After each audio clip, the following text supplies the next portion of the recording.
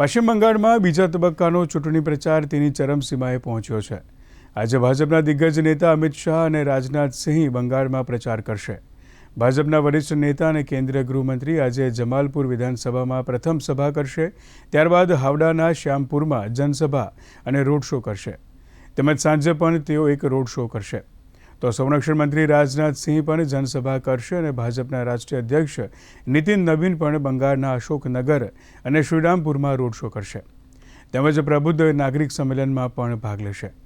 તો બીજી તરફ કોંગ્રેસ નેતા રાહુલ ગાંધી કોલકાતા તેમજ 24 પરગણામાં પ્રચાર કરશે।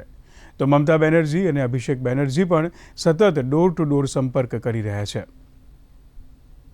चुनाव होगा, हमारी समझ से अब शहरी इलाके में है तो वहाँ पर और चुनाव आयोग के लिए आसान होगा प्रशासन को मैनेज करना। आपने कांग्रेस के बारे में कही, ये बहुत इंटरेस्टिंग बात कही कि ममता बनर्जी का जो सहारा है वो मुस्लिम मत है और दूसरा है कि औरतों का वोट है, महिलाओं का वोट है।